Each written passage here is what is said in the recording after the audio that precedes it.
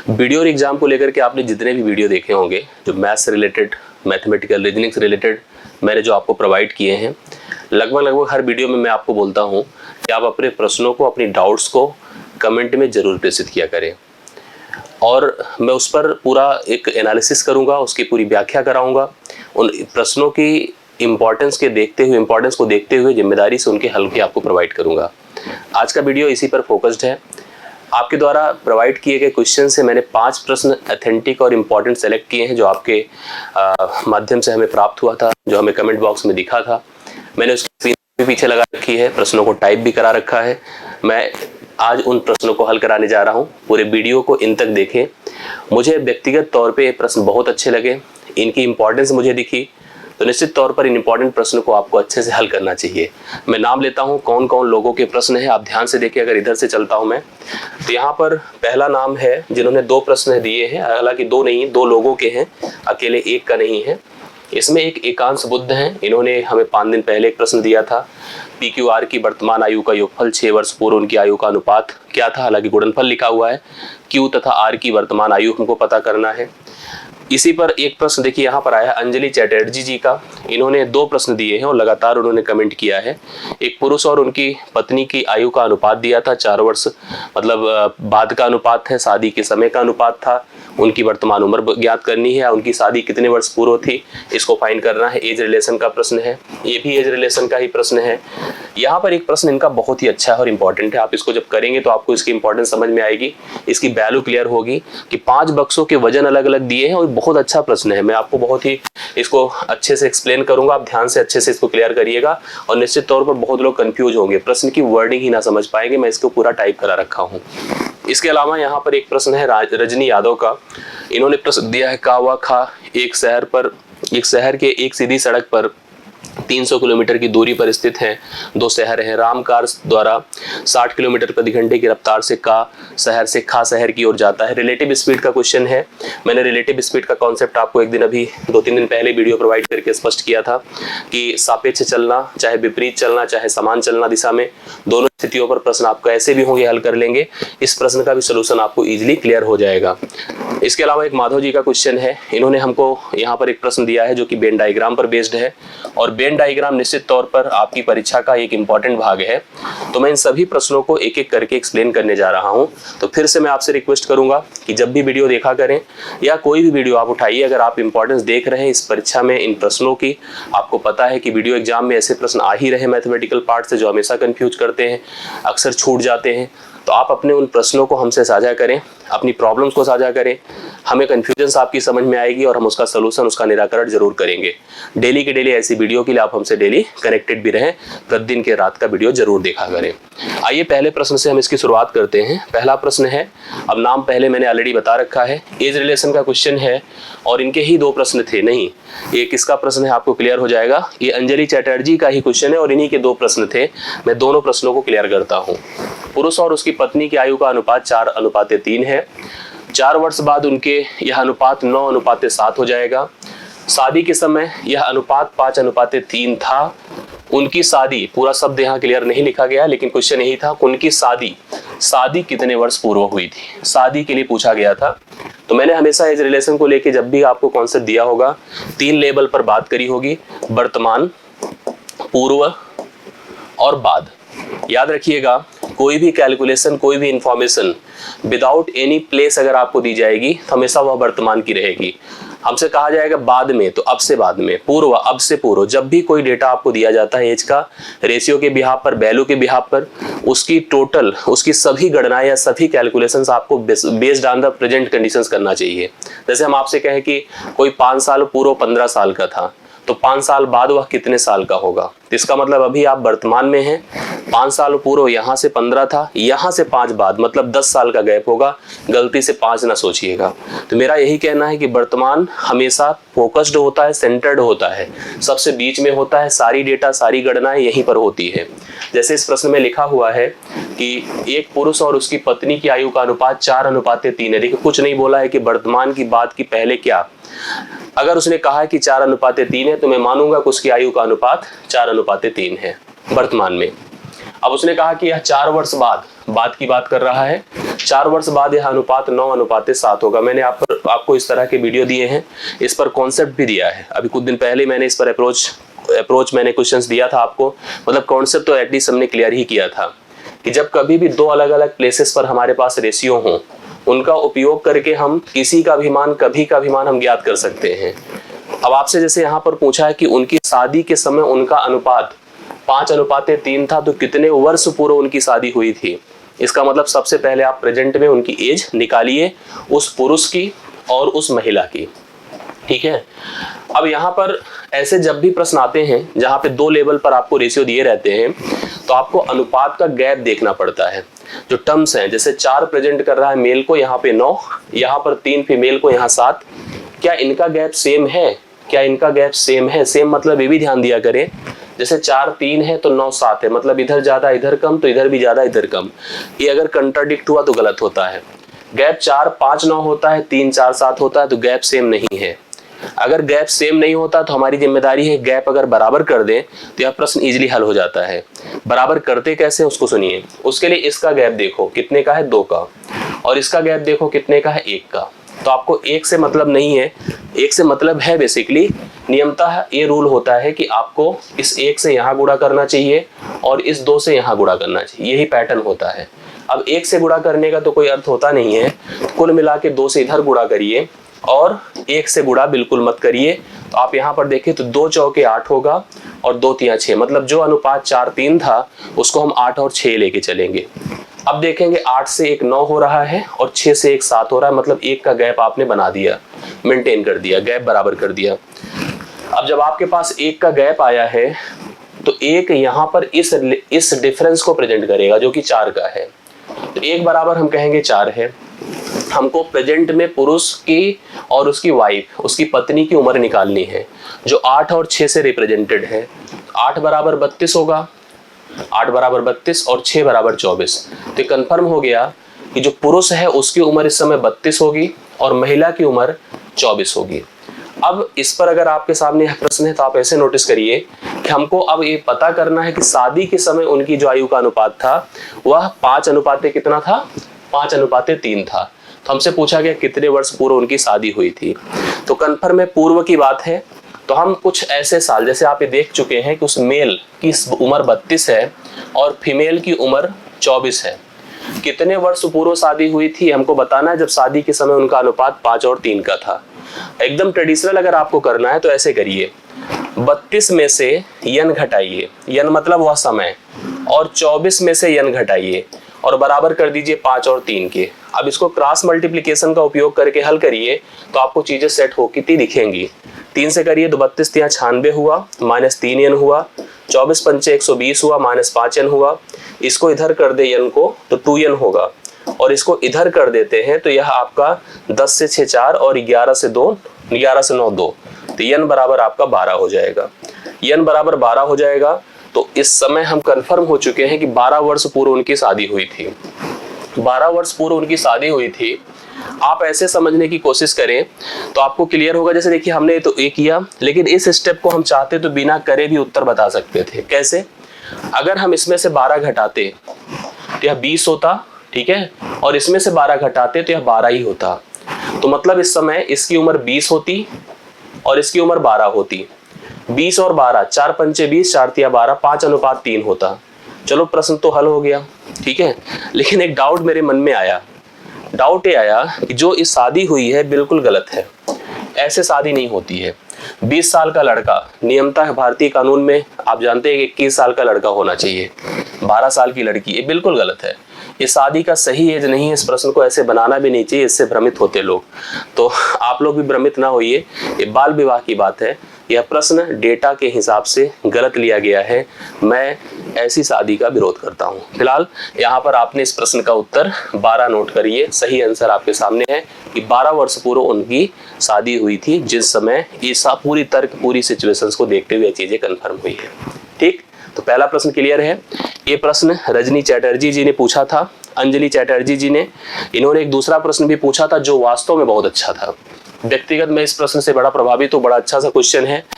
इसलिए प्रभावित नहीं हूँ कि बहुत ज्यादा टफ है, प्रभावित इसलिए हूँ क्योंकि यह प्रश्न आपको कंफ्यूज करेगा। अगर आप पढ़ोगे तो आपको डाउट्स आएंगे, करें क्या हम। मैं आपको समझाता हूँ कि इस प्रश्न को पहले पढ़िए और सोचिए कि करना क्या है। क्वेश्चन यह है कि 5 बक्से हैं अपने पास, एक अब बक्से की तरह हम बनाए तो अच्छा रहेगा। ये अपने पास 5 बक्से हैं, एक है, दूसरा है, तीसरा है, चौथा है और चलो यहाँ कर दिया तो 5वां है। सबके अपने वेट है, सबके अपने भार हैं।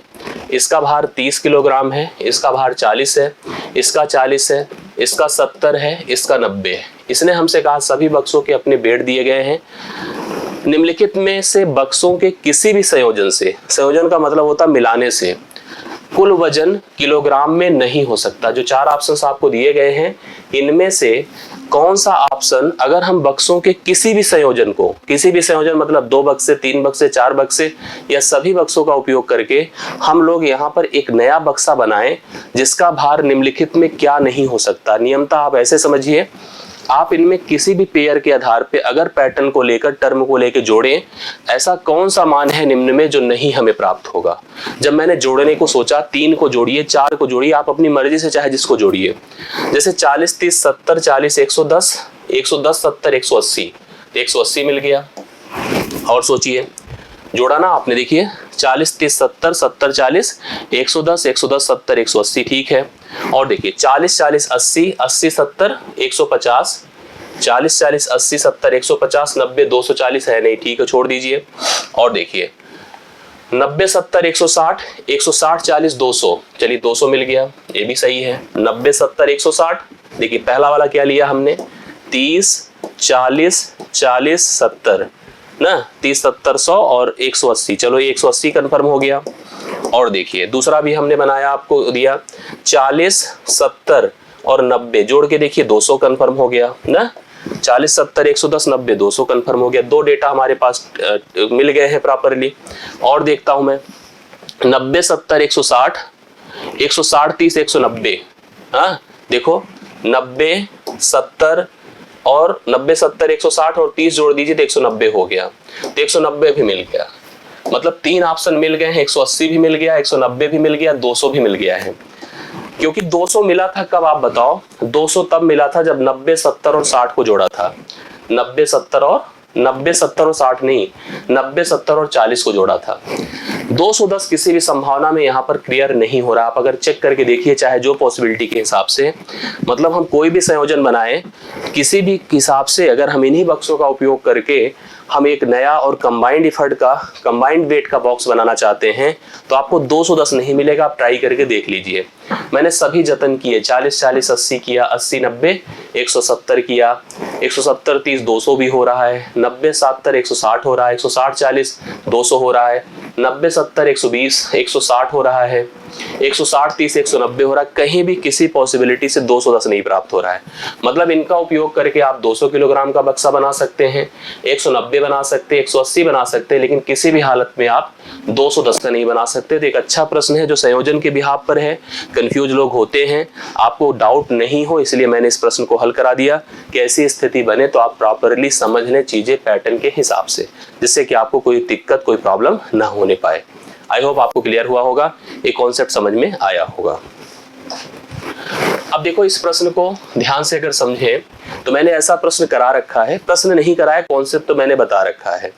ये रिलेटिव स्पीड कॉन्सेप्ट है। जैसे मैंने आपसे कहा था कि अगर 2 पोजीशन है, जैसे इसके हिसाब से का है और ये खा है, मतलब 2 शहर है। मैंने इस पर वीडियो बनाया है जिसमें मैंने पुलिस चोर वाला जिस दिन वीडियो दिया था और उसके साथ साथ वहीं पर ये 2 दोस्तों की बात की थी जो अपने अपने घरों से निकले थे मिलने के लिए।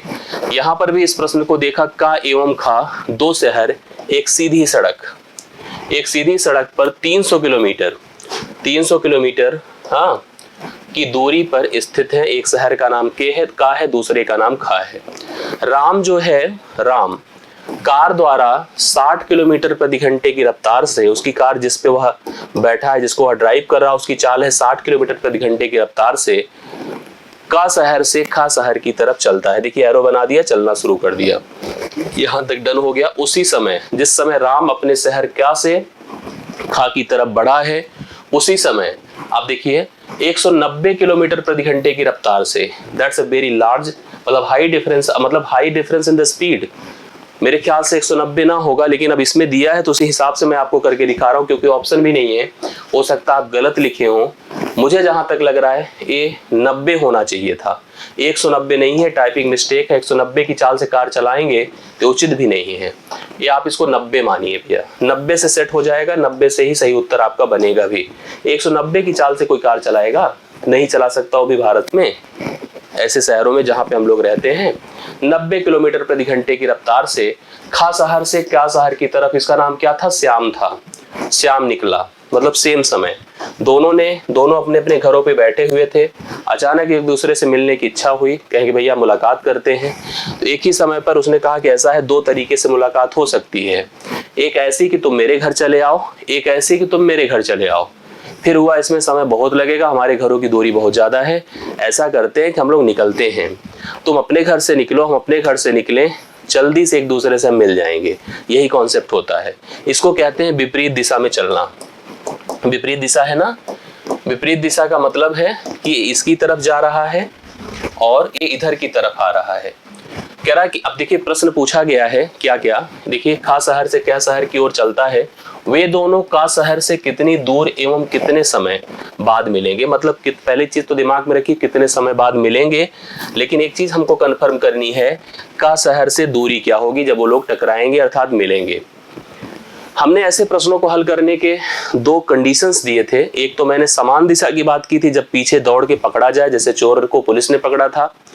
दूसरा, जब दो दोस्त मिले थे, तो एक तो था समान दिशा में, उसमें भी दूरी और उसमें भी समय चाल की बात होती, समय निकालना होता है। इसमें भी दोनों के बीच की दूरी होती है और चालें दी होती, समय निकालना होता है। समय निकालना हो भी विपरीत दिशा में कि कब वे एक दूसरे को मिलेंगे, तो इसके लिए मैंने कहा था दोनों के बीच की दूरी, उनके बीच की दूरी क्या है, बटा चालों का जोड़। ऐसी स्थिति में S1 + S2, याद रखिएगा विपरीत दिशा में हमेशा चालें जुड़ करके आती हैं, क्योंकि दोनों एक दूसरे को सपोर्ट कर रही हैं। उसका भी फोकस, उसका भी इंटेंशन, दोनों का सेम रहता है इसमें। जब समान दिशा की बात होती है, आप किसी को पीछा करके पकड़ना चाहते हैं, तो दोनों का वर्किंग नेचर डिफरेंट होता है। वो भाग रहा है, आप पीछे से दौड़ के पकड़ रहे हो, उसका इंटेंशन नहीं है आपको पकड़वाना, आपका ही इंटेंशन है उसको पकड़ना। इसलिए जो डिफरेंस होता है चालों में, वो आपके लिए काम का होता है। यहाँ पे दोनों का इंटेंशन है एक दूसरे को मिलना, भले एक दूसरे के विपरीत दिशा में जा रहे हैं, ठीक है, लड़ाई हुई, दूसरे एक दूसरे के साथ विपरीत दिशा में लड़ गए एक दूसरे के साथ, इंटेंशन फोकस एक ही है, मिलना। तो ऐसी स्थिति में चालें जुड़ जाती हैं। तो दूरी क्या है, 300 किलोमीटर। चालों का योग करें, 90 और 60 150। देखो मैं सही किया, 90 190 लेते तो फंस जाता, 150 से इसको डिवाइड करें, 2 घंटे आएगा। 2 घंटे बाद ये लोग मिलेंगे, मतलब 2 घंटे राम भी चलेंगे और 2 घंटे श्याम भी चलेगा। दोनों अपने अपने घरों से 2-2 घंटे चलेंगे। इसका अर्थ ये हुआ कि राम 60 की स्पीड से अगर 2 घंटे चलेगा, तो इसका मतलब वह 120 किलोमीटर की दूरी तय करेगा, ठीक है, 120। तो इसका मतलब इस समय स्थिति ये है कि राम अपने घर से 120 किलोमीटर की दूरी के बाद खड़ा है, राम यहाँ पर है और यहीं पर श्याम भी पहुंचे हैं, दोनों यहीं पर मिल गए, स्टॉपेज बना था। श्याम के घर के दूरी पता करनी होती तो श्याम की स्पीड 90 थी, 2 ही घंटे श्याम भी चले हैं, 2 ही घंटे राम भी, तो यह 90 दूना कर देते और वह 60 दूना कर देते। तो राम अपने घर से 120 किलोमीटर दूरी पर है और श्याम अपने घर से 180 किलोमीटर दूरी पर है। हमने दोनों स्थितियां आपके सामने स्पष्ट कर दी। कभी भी ऐसा प्रश्न आए तो आप स्पष्ट रहिएगा, कर रखिएगा, प्रॉब्लम्स आपको ना हो, यही उद्देश्य है और इसी के अंतर्गत आपको सोचना है। आई होप क्लियर हुआ होगा। आगे बढ़ता हूं। ये प्रश्न है, आप इसको देखिए, वेन डायग्राम का क्वेश्चन दिया गया है, बढ़िया सा सम है, आप इसको पढ़िए। हमेशा वेन डायग्राम इंपॉर्टेंट रहा आपकी परीक्षा में, माधव जी ने इस क्वेश्चन को पूछा था। आप ध्यान से देखिए और बताइए कि आपको समझ में आया कि नहीं। क्वेश्चन क्या है, हमने ऐसे प्रश्न को वेन डायग्राम पे आपको कई बार एक्सप्लेन करके बताया, और भी प्रश्न मैं कराऊंगा, आप उसके लिए निश्चिंत रहिएगा, ठीक है। प्रश्न क्या है, 140 छात्रों के बीच एक सर्वेक्षण हुआ, बच्चे कुल 140 थे, एक सर्वेक्षण हुआ। छोटे छोटे बच्चे कुछ गेम्स खेलना पसंद करते, आजकल के बच्चे तो घर में रह के मोबाइल और वीडियो गेम में लगे रहते हैं। हम लोग के बचपने में आउटडोर होता था गेम, ज्यादातर बाहर ही खेला जाता था। आउटडोर गेम बच्चों की हेल्थ के लिए अच्छा होता है, इंडोर नहीं, इंडोर बहुत नुकसानदायक होता है। 60 वीडियो गेम खेलना पसंद करते हैं, 70 इंडोर गेम खेलना पसंद करते हैं, 75 आउटडोर गेम खेलना पसंद करते हैं। इसका कॉन्सेप्ट मैंने लॉजिक बताया है, यहाँ भी समझिएगा। हम इसको 3 डायग्राम में सर्कल के माध्यम से दिखा सकते हैं। वेन डायग्राम को लेके मैंने बहुत कुछ एक्सप्लेन किया है, आप वहां से वीडियो देख करके कंफर्म करिएगा। 3 प्रकार के गेम है, जिसमें वीडियो गेम है, हाँ, इंडोर गेम है, आउटडोर गेम है। आउटडोर गेम है। अब यहाँ पर स्थिति समझिए, जैसे इसने कहा 60 वीडियो गेम, तो 60 है वीडियो गेम। अब आप ध्यान, 70 इंडोर गेम है, और 75 बच्चे आउटडोर गेम खेला करते हैं, पसंद करते हैं, 75 बच्चे। अब स्थिति देखिए, जैसे ये पूरा जो सर्कल रेड से बना है, इसको रेड समझिए, बाकी मैं अलग अलग कर देता हूँ। इसको मैं देखो ये अलग कर दिया, जो इंडोर गेम है इसको ग्रीन से कर दिया, और एक कलर और लेता हूँ, ब्लू से किया, अब इसको ग्रीन से करूंगा। ये वाला कौन सा, आउटडोर गेम। अब अलग अलग आपको दिख रहा होगा, रेड वाला वीडियो गेम है, ब्लू वाला इंडोर गेम है, और ग्रीन वाला आउटडोर गेम है। यहाँ पे कुछ रीजन और बनकर आपको दिखते हैं, जैसे क्या, ये जो रीजन यहाँ से यहाँ तक है, यह कौन है पता है, यह वीडियो गेम और इंडोर है। मतलब ऐसे बच्चे जो वीडियो गेम और इंडोर दोनों खेलते हैं। इसमें लिखा होगा, आप पढ़िएगा। अच्छा, पहले बना देता हूँ, फिर समझा के आपको क्लियर करता हूँ। जो ए रीजन है, यह इंडोर गेम और आउटडोर गेम के कॉमन लोग हैं, जो आउटडोर गेम और इंडोर गेम दोनों खेलना पसंद करते हैं। और देख लीजिए, ये रीजन, ये जो ऐसा है, जो वीडियो गेम और आउटडोर गेम खेलना पसंद करते हैं। और जो यह पार्ट है, जो ब्लैक, ग्रीन और इस सब हो गया, ये वाला रीजन, ये रीजन तीनों गेम खेलने वाले बच्चों का है। अब पूरे प्रश्न को पढ़िए, इतना तो आपने समझ लिया। और आप ध्यान दिया करें, जो ये भाग बना है, यह केवल वीडियो गेम। जैसे ऐसा होता है, पूरा रेड जो था वीडियो गेम, लेकिन ये ओनली वीडियो गेम। जैसे हम कहते हैं ना कि बच्चे पास इन मैथ, और अगर उसी में से कुछ इंग्लिश में भी पास हुए तो हम कहते हैं ओनली इन मैथ, जो केवल मैथ में पास हुए हैं। वैसे ही only in video game, only indoor game, only outdoor game. अब प्रश्न पढ़िए, यहां तक तो हमने पढ़ा दिया। 30 इंडोर और आउटडोर, ये देखो इंडोर आउटडोर 30 गेम खेलना पसंद करते हैं। 18 वीडियो गेम और आउटडोर, वीडियो गेम और आउटडोर 18, ठीक है। और कहाँ गया, 42 वीडियो गेम और इंडोर, ये 42 यहाँ वाला रीजन, ठीक है, ये वाला। 8 सभी प्रकार के, 8 ऐसे हैं जो कहते हैं हम कोई गेम से परहेज नहीं, हम सब खेलेंगे। अब आपको क्या करना है, कितने छात्र केवल एक खेल खेलते हैं। अब सुनिए, केवल एक और एक में फर्क होता है। जैसे हम कहते हैं एक गेम और केवल एक गेम। अगर ऐसे बच्चों को आप लेंगे जो वीडियो गेम भी खेले, इंडोर भी खेले, आउटडोर भी खेले, तो हर प्रकार के खेल खेल सकते। हो सकता है ऐसा बच्चा इसमें मिले जो तीनों प्रकार के गेम खेलता है। लेकिन इसने कहा केवल एक गेम, मतलब आपको इस आंकड़े को निकालना है, इसको निकालना है और इसको निकालना है, इन्हीं तीनों को जोड़ देना है, उत्तर आपको इजीली प्राप्त हो जाएगा। कैसे करा जाएगा, इसके लिए सुनिए पूरे एक्टिविटी को। जैसे ये पूरा 42 है और यहाँ 42 से 8 निकलेगा तो 34 8 42 होता है, 34 हो जाएगा, ठीक है। ऐसे पूरा 18 है तो यह 10 हो जाएगा, 30 है और 8 है तो 22 हो जाएगा। अब अगर केवल वाला हिस्सा निकालना है तो आप सुनिए, 60 यहाँ तक वीडियो में है, टोटल वीडियो 60 है, बट केवल वीडियो 10 8 18, 34 18 क्या होगा, 34 10 44 8 52, 52 8 60, यह 8 हो गया। 8 बच्चे ऐसे हैं जो कि केवल वीडियो गेम खेलना पसंद करते हैं। ये ध्यान से देखिएगा, 8 ओनली, बाकी तो सब इन्वॉल्व हैं। और सुनिए, केवल आउटडोर की बात करिए, 22 8 30 10 40, 75 से 40 निकाल दें तो 35 आएगा। 35 बच्चे केवल आउटडोर गेम खेलना पसंद करते हैं। इसके बाद इधर चलिए, 70 इधर है, 22 8 30 30 30 30 60 4 64, 64 6 70, 6 बच्चे ऐसे हैं जो केवल इंडोर गेम खेलना पसंद करते हैं। तो ओनली वन गेम, ठीक है, ओनली वन गेम। ऐसे बच्चे जो केवल एक गेम खेलते हैं, उसके लिए हम तीनों में से डेटा लेंगे। इसका ओनली वन 8 है, इसका 35 है और इसका 6 है। 8 6 15, 35 15 क्या होता है, 50 होता है। एक बार फिर से देख लीजिए, कहीं मिस्टेक हो तो आप सही कर लो। 22 8 30, 30 30 60 4 64, 6 70 सही है। इधर देखिए, 22 8 30 10 40, 40 निकलेगा, इससे 35 आया। 10 8 18, ऐसे देखिए 34, 10 44 8 52, 52 8 60 है। 8 6 14 हुआ, हम गलत किए हैं इसका मतलब, ठीक है, 15 नहीं था, 8 6 14 होता है और 35 में 14 जुड़ेगा तो 50 ना होकर 49 आएगा। ठीक है, मुझे ऐसा मिस लग रहा था। 49 इस प्रश्न का राइट सोल्यूशन होगा, जो आप लोग करेक्टली देख सकते हैं। होप सो आपको यह प्रश्न भी क्लियर समझ में आ गया होगा। एक लास्ट क्वेश्चन है, ये भी देखिए आपकी स्क्रीनशॉट पे हमने डायरेक्टली दिखाया है। इसका भी आंसर आपको देना था। इसको पूछा था किसने, मैं कंफर्म कर दे रहा हूँ स्क्रीनशॉट से। ये था, इसका क्वेश्चन पूछा गया था इकांश बुद्ध ने। इकांश बुद्ध का यह प्रश्न है। आप देखिए इसका उत्तर क्या होगा। PQR की वर्तमान आयु का योगफल 158 है। प्रेजेंट में 3 व्यक्ति हैं, PQR, P है, Q है और R है। इनकी प्रेजेंट रेशियो, प्रेजेंट योग जो एज का है वो कितना है, 158 है। ध्यान से देखिएगा, 158। ठीक है, अब आगे पढ़िए। इसने लिखा, देखिए 6 वर्ष पूर्व उनकी आयु का एक गुणनफल नहीं होगा, यह अनुपात होगा। इसको सही कर लेना, अनुपात होगा। क्रमशः 3 4 7 था। 6 साल पहले इनकी आयु का अनुपात 3 4 और 7 था। आपको ऐसी स्थिति के प्रश्न मिले हैं जिसमें 2 अलग अलग लेवल पर एक जगह पर मान और एक जगह पर अनुपात है। ऐसे में हम तरह से प्रश्नों को हल कर सकते हैं, या तो मान को अनुपात की जगह लेके जाएं या तो अनुपात को मान की जगह लेकर आएं। हम आपको हमेशा सजेशन देते हैं कि आप हमेशा मान को अनुपात की जगह ले जाया करिए, अनुपात को मत लाइए, टफ हो जाता है।